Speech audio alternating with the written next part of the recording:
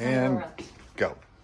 Hi Anna, thank you so much for taking care of our little fish. This is Aquarium, the big one, and that's Stevie, the little one. And things to think about just that the fish is, you know, finding out if there's anything wrong. Aquarium sometimes will have her top fin just kind of limply hanging down. Not great, she's getting a little stressed. Stevie sometimes floats upside down. Doesn't mean the fish is dead. Definitely don't scoop it out. Just in a few days, when the air bubbles go out of his belly, he'll right himself back up. So don't worry about it if Stevie's upside down. It's still alive. It happens to him. He's got a big belly. Other thing to look for occasionally on the fish is just if they have any white specks or spots around their lips. Look like they got fishy herpes. It happens occasionally if they've been around really old, like dirty water for too long. But otherwise, they should be fine. Everything's ship-shape. So thank you so much for cleaning out their water and their filter. And the first thing you do when you gotta do the filter is go to the bathroom and get the shower curtain out of your way. So do that now. And you're gonna wanna pull it all the way over to the side and give yourself space, because then I'll show you. You're gonna have to get in there to set it down so you'll hurt your back. Okay, so then the fish tank.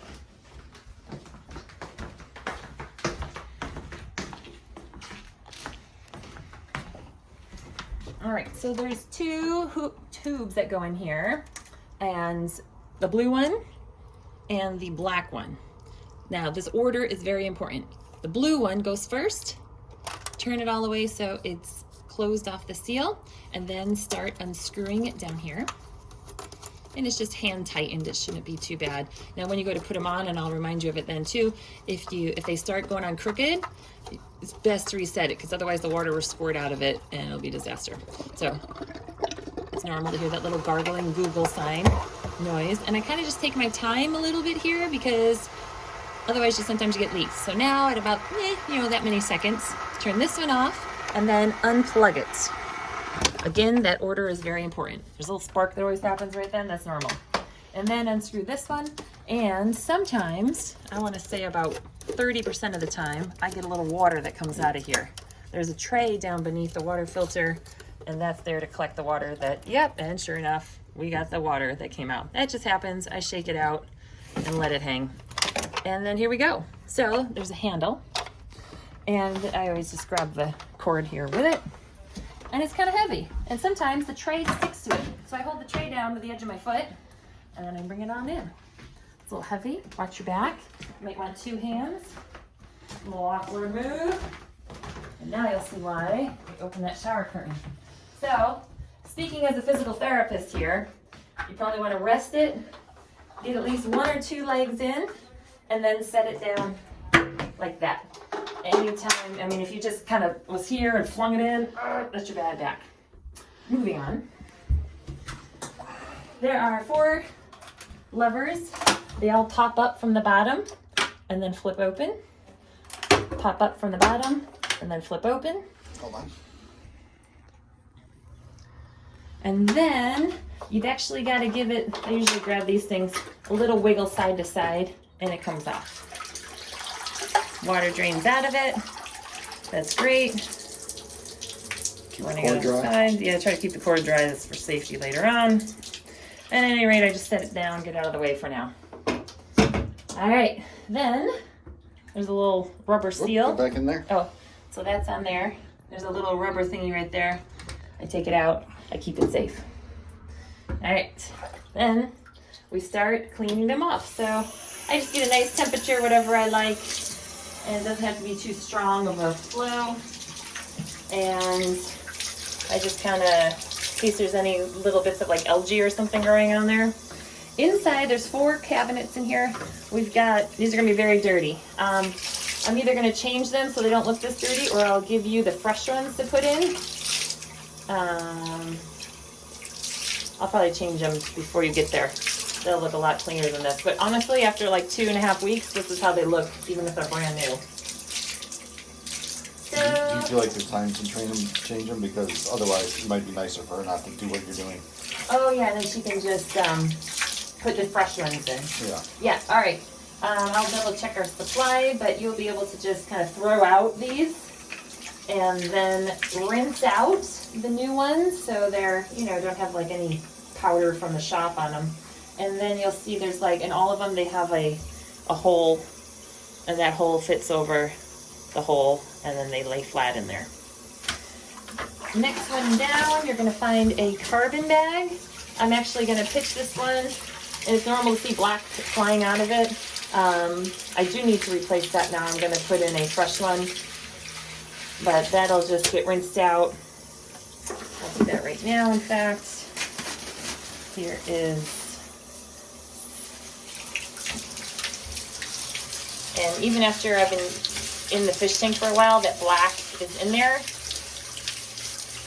I need it to run clear, but you just gotta make it not look like there's brown chunks running out of it.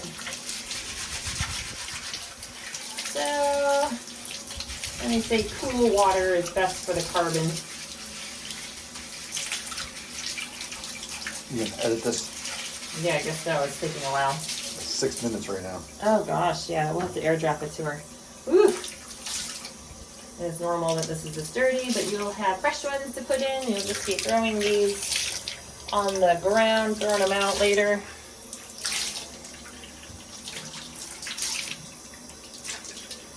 I kind of rinse out the buckets just in case there's any chunks.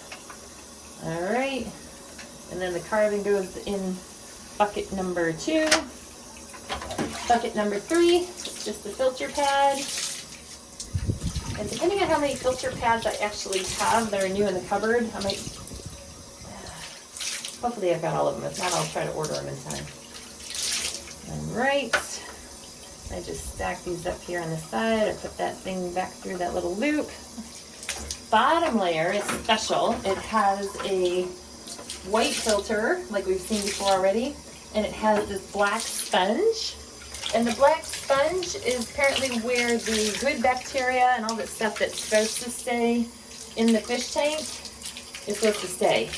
And they say even a little bit of like chlorine will kill that. So you're supposed to just leave that as is. But like there's chunks around the outside, so I just kind of give it a quick little doodad. All right, so as I stacked them up there, now they're all in opposite order, which is perfect. I turn off the water. And then I dump this out. Lovely, nice, clean, dirty water. When it gets down to the very bottom, I just wait because I don't want it to get the whole thing up if I dump it all at once, but whatever. Less of a bathtub then that I gotta clean out. Dump. And then I give it a quick rinse. All right, now we're just stacking them back up again. And obviously line up all the tubes. And getting these perfectly flat is actually really important, or else you won't be able to get the lid on and seal the lid. So as you're stacking them up here, I always give them a little jiggle and make sure they're in place. Then I visually inspect, and usually if one side's good, the other side's good. So they're all in there. Great. Now before I put the very, very top on, like I haven't put this on yet because you'll just get splash, you fill it up. And the idea is you want to try to get the same temperature that it was in the fish tank with. I'm not going to kill them if it's off, but I just try to kind of assess the situation. I think the fish tank's probably kind of like room temperature-ish. So that's the temperature you want to put in there. And you want to get it, they say 3/4 full of water.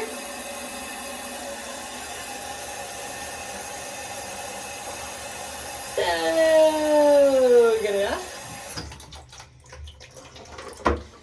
And then we see if we got them all lined up right. So this goes on, and these little legs go up.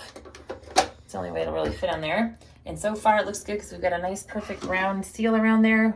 There is kind of a top and bottom to this, but honestly, I always kind of forget. So this one, the ridges are more flat together versus here, the inner tube is more indented. You want the even side going down and the area that has the indent up there. Sometimes you got to wiggle that a little bit. Now, when you pick this up, sometimes more water drains out of it. That happens. And that's why you want it over the fish tank. I mean, over the bathtub still while you're doing it. Actually, there's lots of chunks coming out of it. You don't necessarily have to do this step. I'll have done it really well before you even get here, but there's definitely chunks coming out of there. All right, so here's the tube that lines up with this tube. Slide it in there. Now, the moment of truth.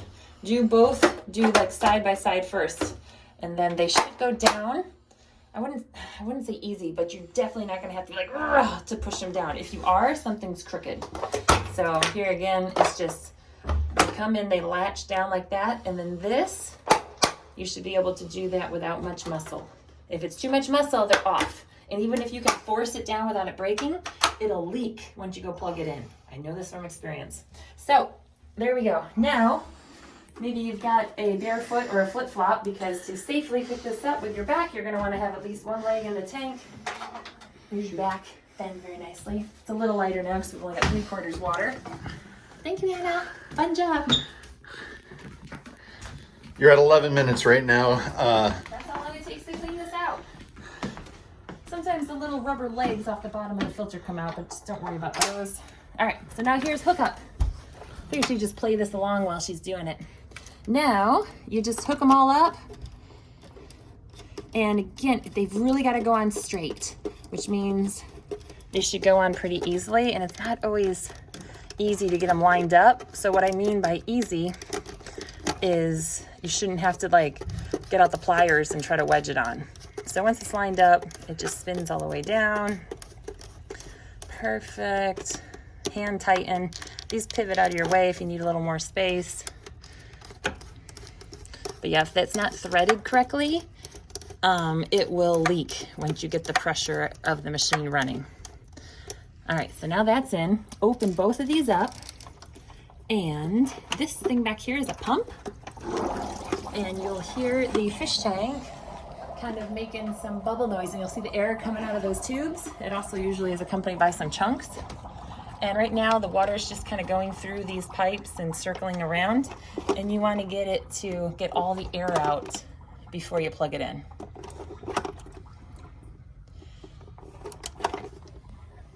And you see, yeah, those chunks.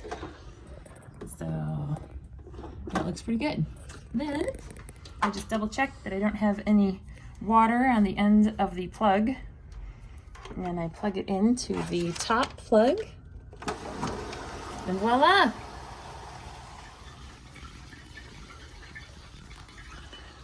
That is the fish tank cleaning scenario. Occasionally it will gurgle or grind a little bit.